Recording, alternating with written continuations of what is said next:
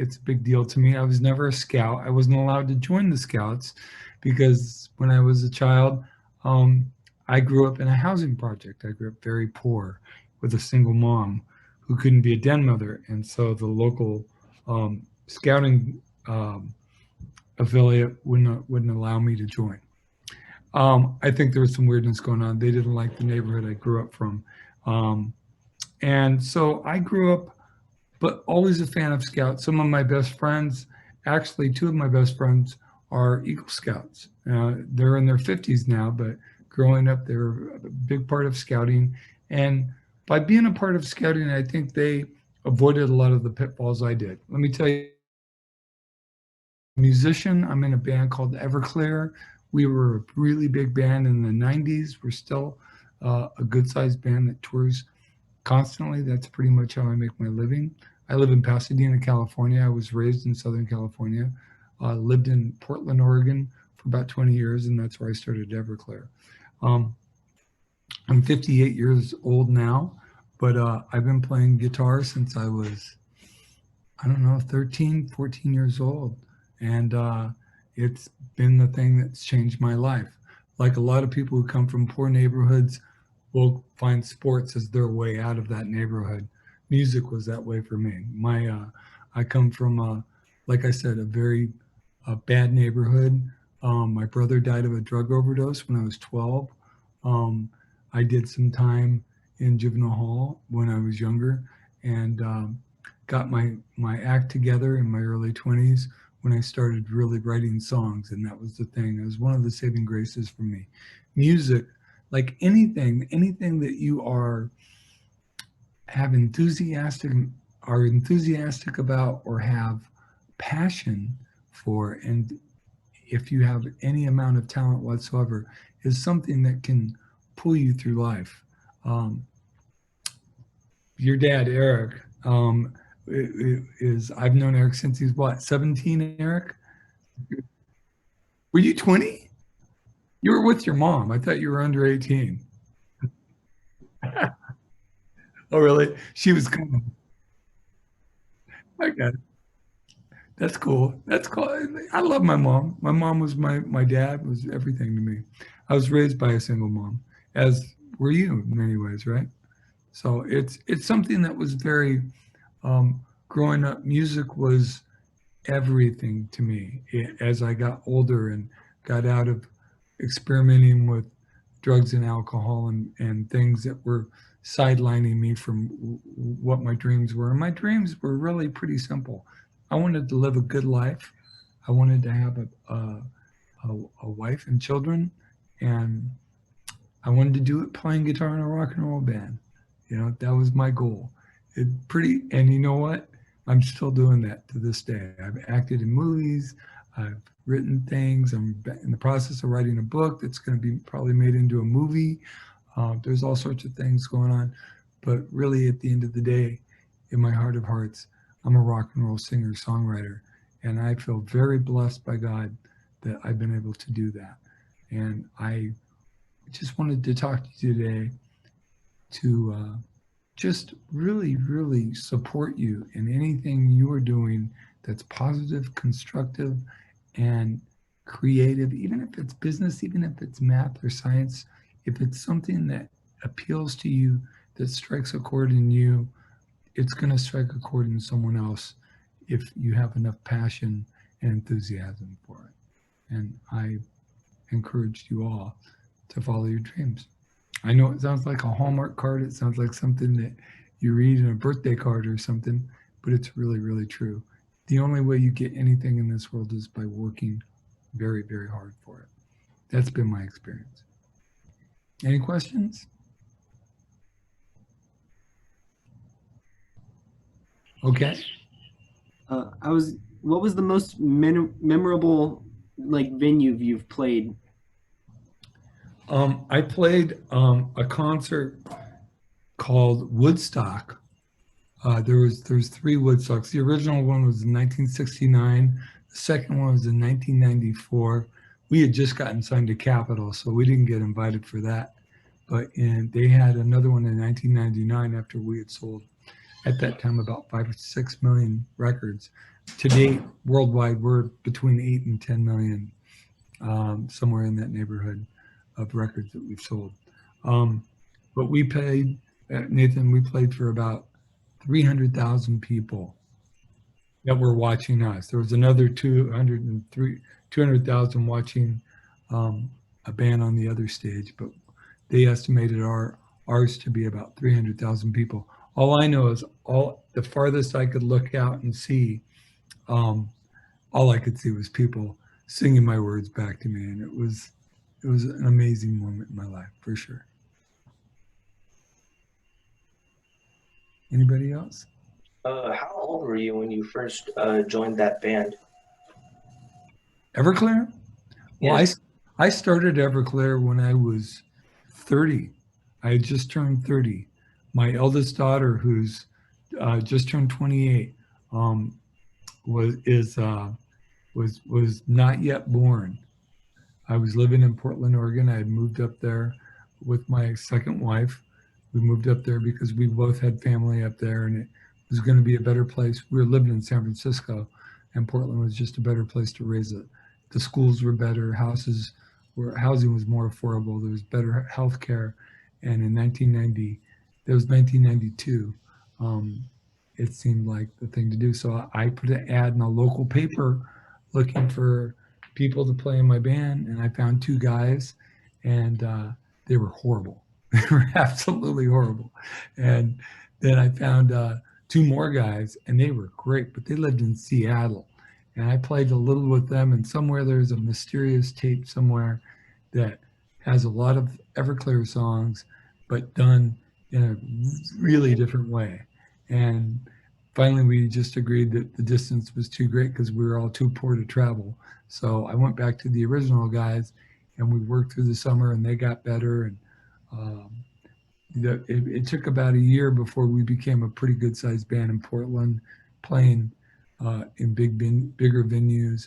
And we put out a solo record that I made for $400, and that's $400 in 1992. So, you know, and to date, that record, it's called World of Noise, has sold about 200,000 records. So you figure it out. $10 a record. I think we did okay with a $400 investment. My sister wanted to ask, what was your inspiration for Father of Mine? Why didn't she ask? She said it's really loud. Okay. Um, well, Father of Mine, a lot of my songs are in the first person, meaning I sing from like, I say I and you and we. I'm talking from the first person because it's storytelling, and I really enjoy storytelling. I enjoy storytellers, whether they're singer-songwriters or writers, or even narrative theater. I really enjoy storytellers. That being said, I'd say about a third of my songs are autobiographical, meaning there's something from my life exactly. I'd say another third are things I took from experiences I had or other people I've known, but I will take different experiences and create a character from that. So it's based in truth, uh, um, but it's not autobiographical. And then a third of my songs are just made up. And I feel like a good writer is doing their job when they can write from any perspective, whether it's autobiographical or pure fiction, and you can't tell the difference, then we're doing our jobs. But that being said, Father of Mine is autobiographical. I grew up when I was born in Santa Monica in 1962. I was born to my mom and my dad, and I had four siblings at the time, and my parents broke up when I was 5 or 6 years old, and my dad just left. He moved to a state. Actually, I know that most of you live in Texas, right? Well, Yeah.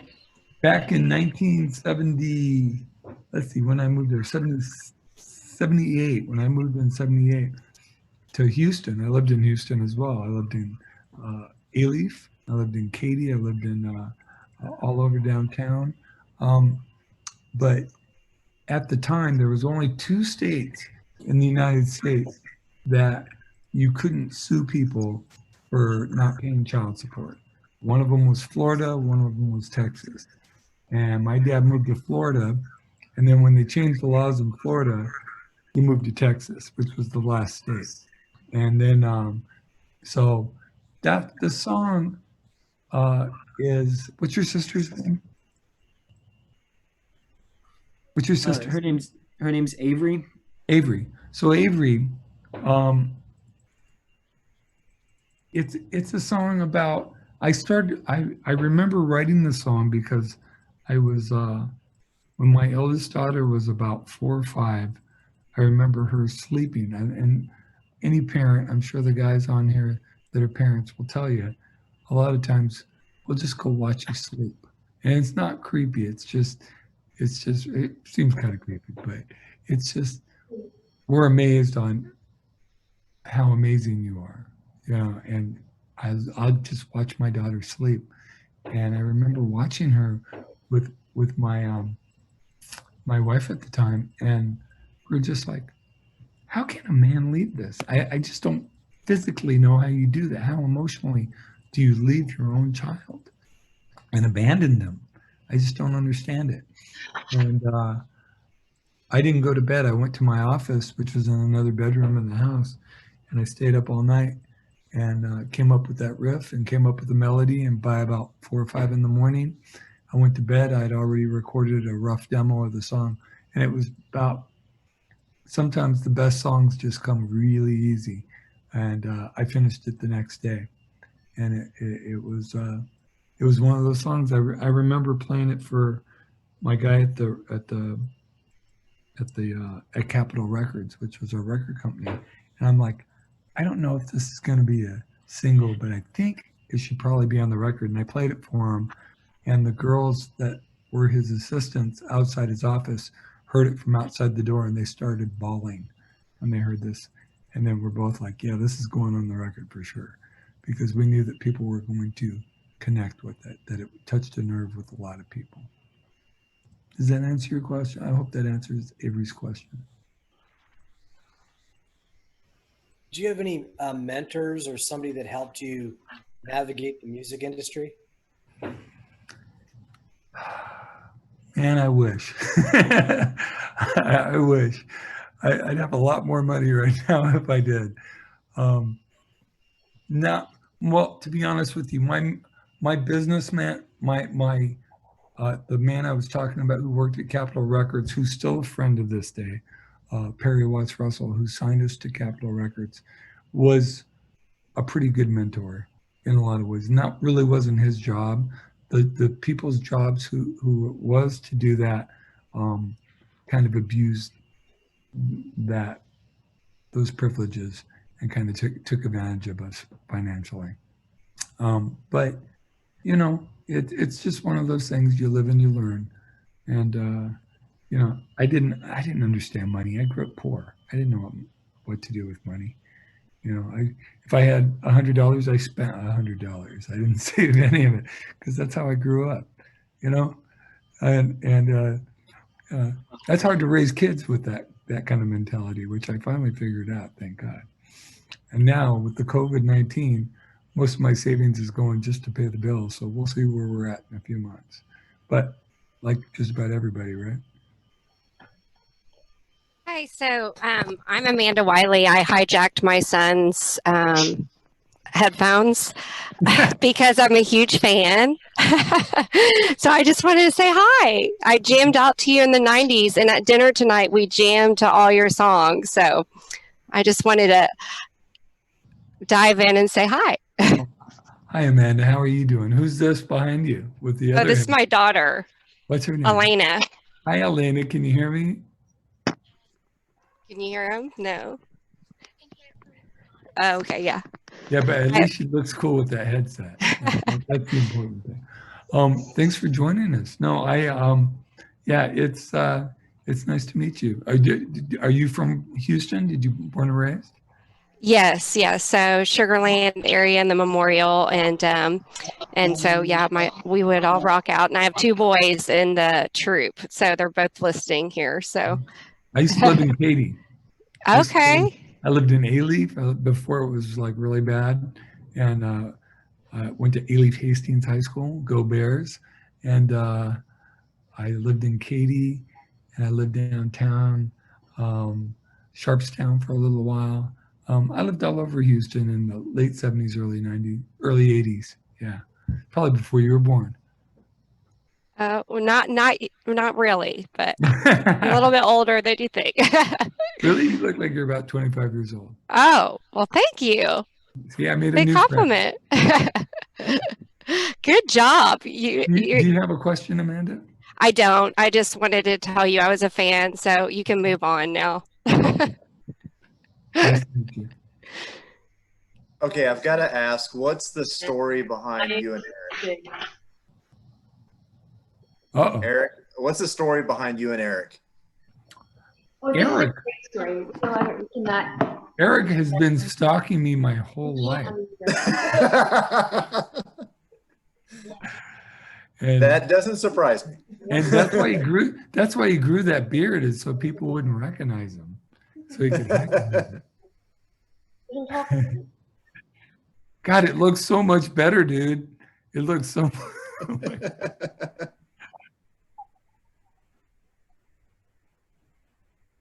I haven't had a haircut in 7 months. I don't plan on it. I'm just letting it go. I'm just going to let it go a little bit. We have like 3 shows in the next 3 months. So what do I care? And they're all private. So, except for the, no, that's true. But it's at a drive-in. No one's going to see me. Are you going to come out? Oh, cool. That'll be fun. Yeah, the first one's almost sold out, from what I'm told. We'll see. But yeah, no, I was just teasing you about that. But no, this is really cool. Any other questions? We have to drive to Santa Monica tonight. What was your favorite record?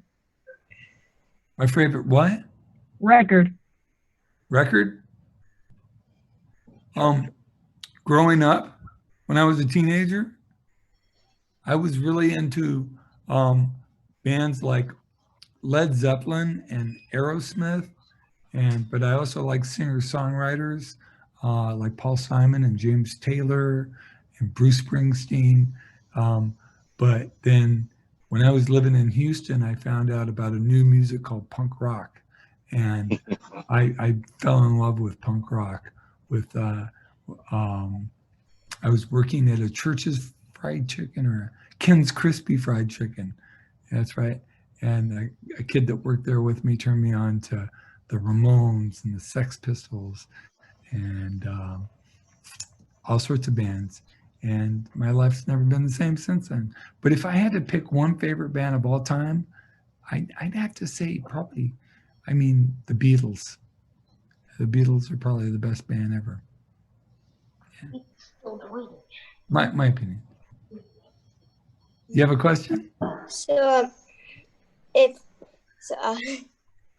forgot it. Hey, Dad. Never mind. Are there any songs you wrote that I might have heard of? I don't know. There's songs that your dad's probably heard of, but we were on the radio a lot in the 90s and the early 2000s. Yeah. So, and we were on MTV, which really doesn't play videos anymore, but back in the day, and your dad probably remembers this, they used to play a lot of videos of bands, and we got our videos played a lot. We were on magazine covers and movies. It was really a fun life for a short while. Yeah. I have kind of a 90s music general question for you. That was my formative years right there, and I feel like it was really difficult to get very much commercial success if you didn't fit into the grunge box, which I hope this isn't an insult. I never felt that's where y'all were, and that's part of what I really liked about your music, is it wasn't necessarily that grunge music. Is there anything that you can speak to about that? Like, did you have specific challenges trying to get that success without having to be that grunge scene? You know, that's a really good question. What's your name? Adam. Hey, Adam. Art. That's a good question. You know, it's like I grew up listening to all sorts of different types of music, and especially music in the 70s, like I said, Aerosmith, Cheap Trick, Zeppelin, bands like that, and then, you know, punk rock, and then the Replacements, Husker Du, Jane's Addiction, Pixies, just stuff like that. And a lot of the bands from the 90s grew up listening to those things as well. Right. Smashing Pumpkins, Nirvana, a lot of the Pearl Jam, a lot of those bands, you know, the Seattle bands. But I think we all like channeled it in a different way. And I understand what you're asking. You know, we were always more of a punk band. We had kind of that, what people call grunge. But to be honest with you, even though the rest of the world calls that grunge, people in Seattle and Portland never use that word. We always felt like that was a media. It was created by the guys at Sub Pop or by people in the written, like, you know, out of magazines and stuff. It wasn't a real thing. There was no one saying, yeah, I want to be in a grunge band. You know, to me, it was just like heavy rock and what you were influenced by. And I remember when I put my ad in to find people for Everclear, it was Zeppelin, the band X, which is a punk rock band out of LA. God, what else? Nirvana was the last thing. Sonic Youth. I'm a big Sonic Youth fan. And this is before they became famous, you know, and it was just, these were but also I grew up, when you listen to my voice, I grew up listening to a lot of country music through my mom. I grew up listening to a lot of R&B, Motown. You know, that's what was on pop radio, AM radio.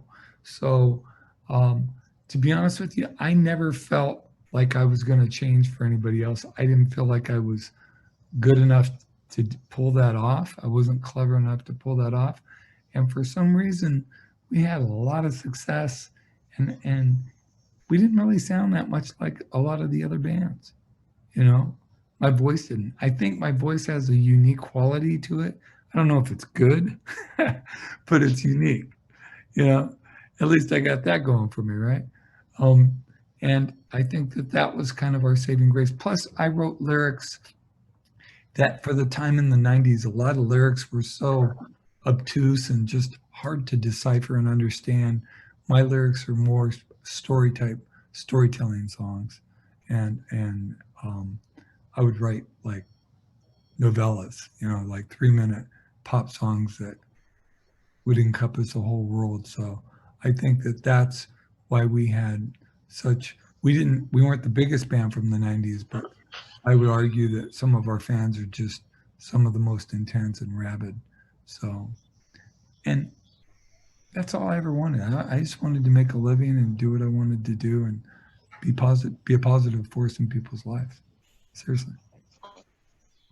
So a lot of it was just luck, man, being at the right place at the right time. I think that's a lot for all of us, honestly. Absolutely. But it's not just luck, because to be in the right place at the right time, you have to be present, you have to be there, you have to be working, you have to grind.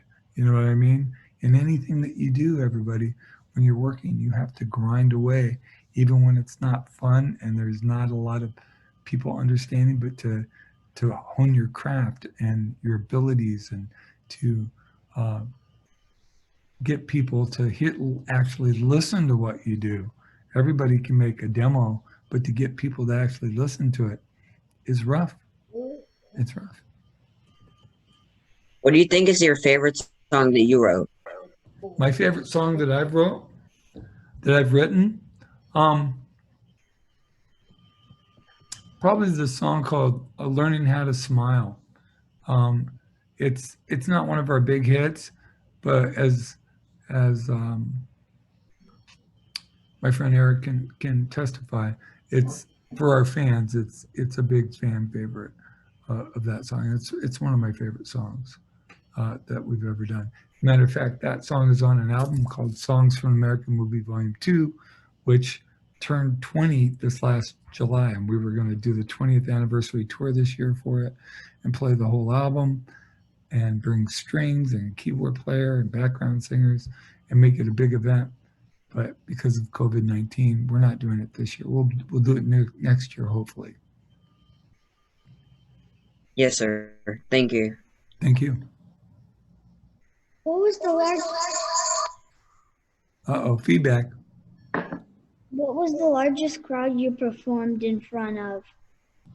I think I answered that earlier. About 350,000 people. That's kind of amazing, huh?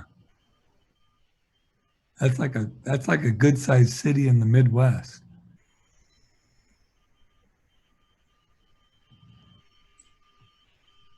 What was your favorite collaboration? I'm sorry, I couldn't hear that. What's your favorite collaboration? In which way? Like, whenever you've collaborated with other artists, what's like your favorite one that you've done? I haven't really done a lot of collaborating. I've produced other people, and that's been fun. I've taken people in the studio and helping shape the way their music sounds. But as far as collaborations go, I haven't been. That's not really my thing. I kind of do my thing. I'm open to it. I just haven't been approached with anything that I really enjoyed. So I haven't really done anything. I'm sorry?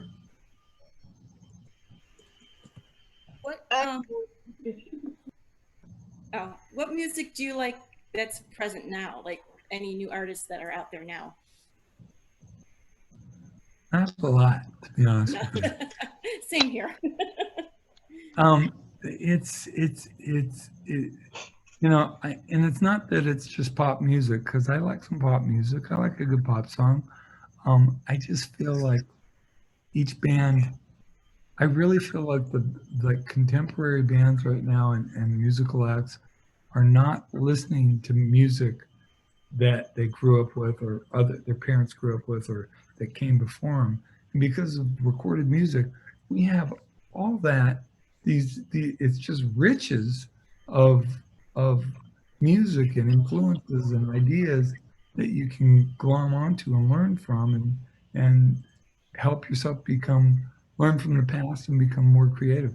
But it seems like everybody now is kind of listening to what the guy or gal right next to them, right before them did. And they sound just like that. They're like, oh, that was a hit, so let's sound like that.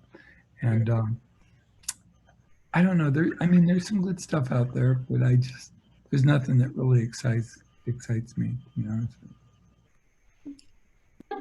So I really like fast cars, and me and my dad wanted to ask you if you have any fast cars. I used to have fast cars. I had a Shelby GT and Shelby Cobra GT. I had and that was a 1966. I had a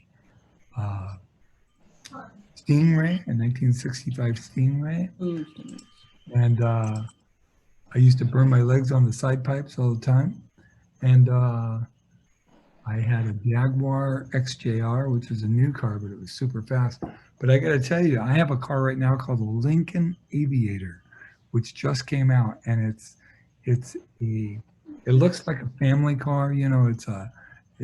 I have kids, so it's got a third row in it, but it is one of the fastest cars.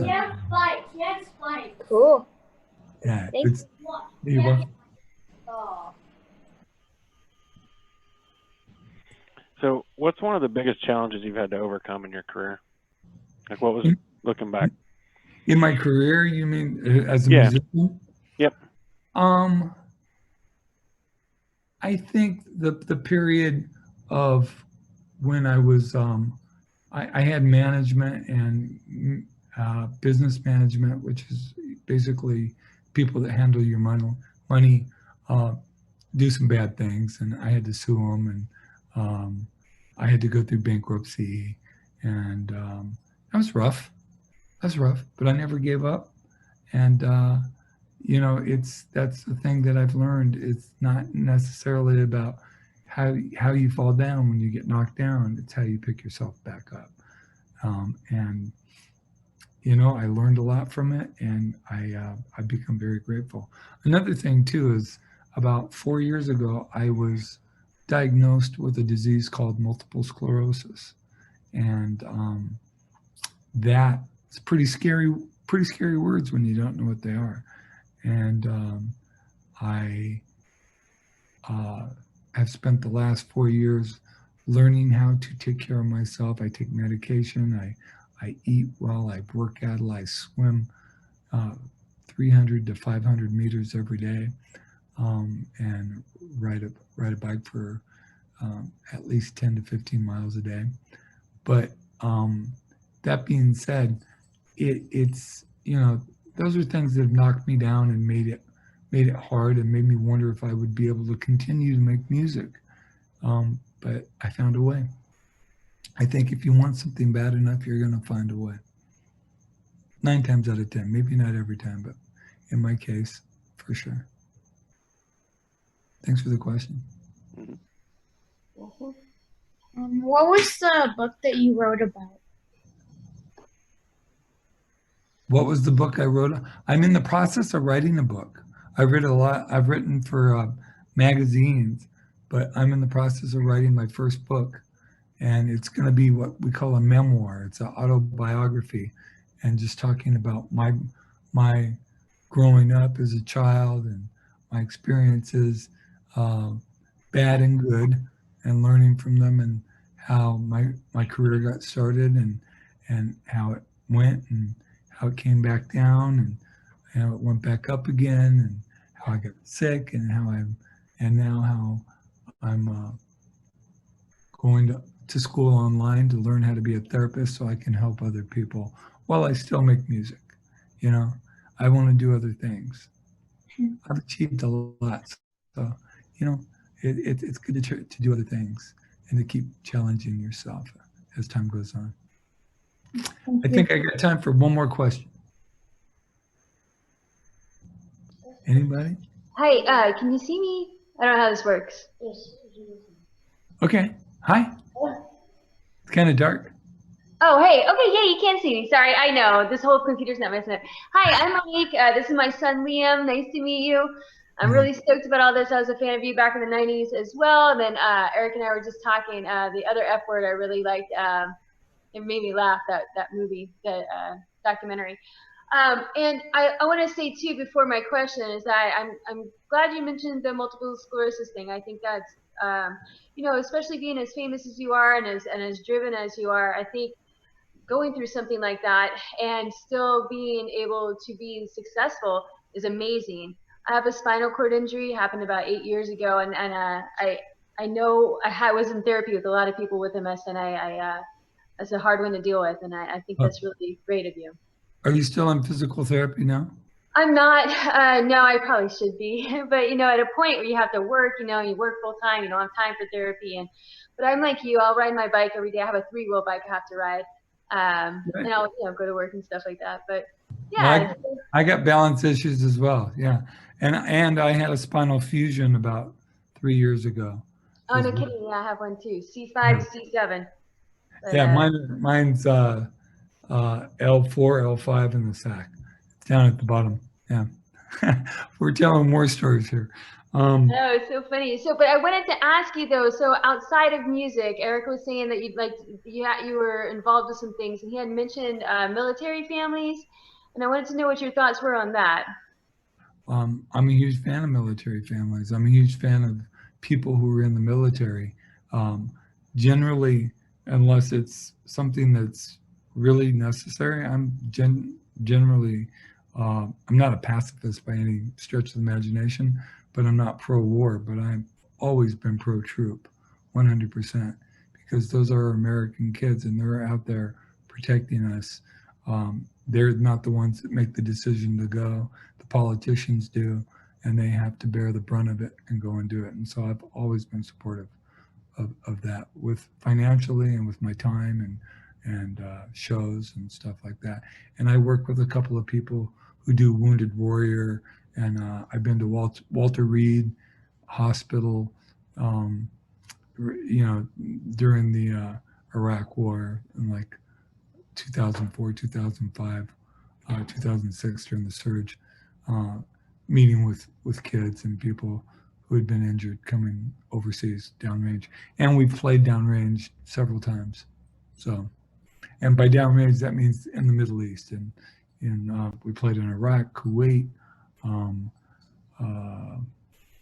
Qatar, Doha, and Dubai, and Abu Dhabi, and places like that where there's American bases that are there. So we've been very involved, and we've played in bases all over the world in Southeast Asia, and it's something that actually I got some offers today that I have to look at for next year to go to some bases overseas as well. So it's something that it doesn't pay really well, but it's important. And thank God I have the guys that play in the band are just, they don't even question it. If we get asked, we go when we play. I love to hear that. If I didn't like you anymore, then now I do. So thank you so much. Awesome. All right. I think we're gonna have.